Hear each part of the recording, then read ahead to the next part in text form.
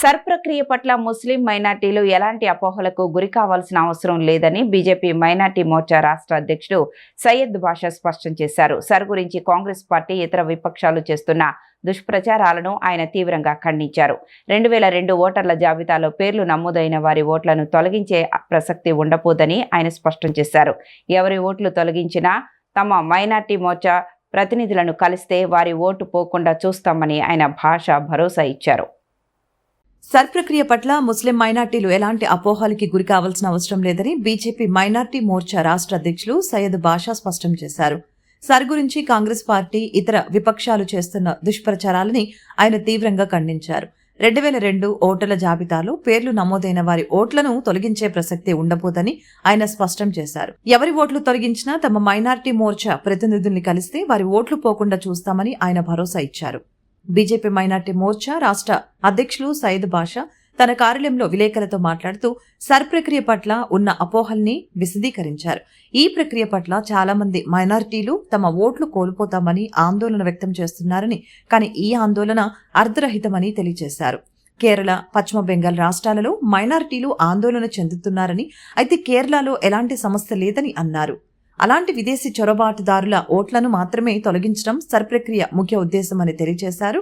అలాగనే ఎవరైనా ముస్లింలు, క్రిస్టియన్లు, పార్సీలు, జైన్లు, సిక్కులు, ఇతర మైనారిటీలకు తమ ఓట్లు తొలగించినట్లు గుర్తిస్తే తమ మైనార్టీ మోర్చాను సంప్రదిస్తే వారికి న్యాయం చేశామని బాషా భరోసా ఇచ్చారు.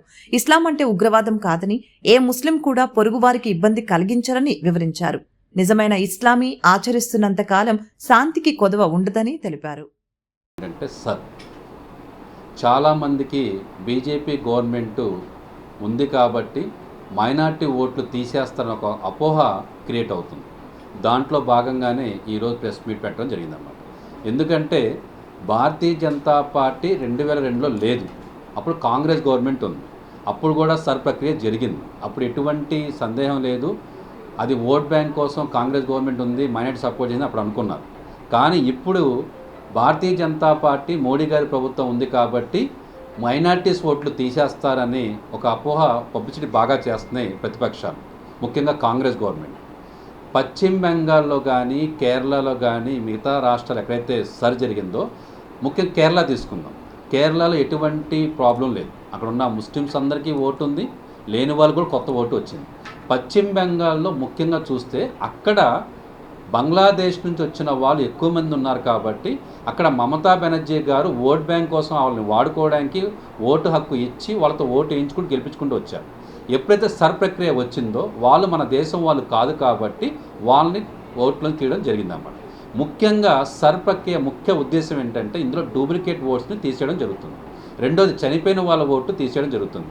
చాలామంది ఏం చేస్తున్నారంటే విజయవాడలో ఓటేస్తున్నారు, సాయంత్రంకి వేరే ఊరు వెళ్ళి ఓటేస్తున్నారు. అలాంటి డూప్లికేట్ ఓట్స్ తీసేయడం జరుగుతుంది. అలాగే ఇప్పుడు దాకా ఓటు హక్కు లేని వాళ్ళకి కొత్త ఓటు ఇస్తారు. ఓట్లో మిస్టేక్స్ అని ఉంటే కనుక ఆ మిస్టేక్ రెక్టిఫై చేసి ఇవ్వడం జరుగుతుంది. ఇక్కడ ఎక్కడా కూడా ఓటు తీసే ప్రక్రియ ఎక్కడా లేదు. ఫర్ ఎగ్జాంపుల్కి నేను బీజేపీ, ఇప్పుడు నాకు లేదంటే ఇంకో కాంగ్రెస్ వాళ్ళు ఉన్నారు, వాళ్ళు ఓటు తీయడం నాకు ఇంట్రెస్ట్, కానీ నేను ఆ ఓటు తీయాలంటే దానికి ఒక పెద్ద ప్రాసెస్ ఉంటుంది. దాంట్లో పాటు బిఎల్ఓ ఉంటారు, బూత్ లెవెల్ ఆఫీసర్, వాళ్ళు అబ్జర్వేషన్లో ఉంటారు. కాబట్టి ఆ ఓటు తీస్తుంటే డైరెక్ట్గా మన కలెక్టర్ దాకా వెళ్ళాల్సి వస్తుంది అన్నమాట. వాళ్ళు తీస్తే వాళ్ళు ఒప్పుకోరు కదా, వాళ్ళ ఏజెంట్ కూడా ఉంటారు కదా, ప్రతి పార్టీకి ఏజెంట్ ఉంటాడు, వాళ్ళు ఒప్పుకోరు. సో ఇదంతా ఒక ప్రాసెస్. 2002లో సర్ ప్రక్రియలో ఎవరైతే ఓటు హక్కు ఉందో వాళ్ళకి ఇప్పుడు ఇబ్బంది లేదు, లేని వాళ్ళకి ప్రూఫ్లు చూపిస్తే పని అయిపోతుంది. ఎక్కడా కూడా టెన్షన్ పడాల్సిన అవసరం లేదు. నేను గట్టిగా చెప్తున్నాను, భారతీయ జనతా పార్టీ మైనార్టీ మోర్చా నుంచి ముస్లిమ్స్ కానీ, క్రిస్టియన్స్ కానీ, జైన్స్ కానీ, సిక్కులు కానీ,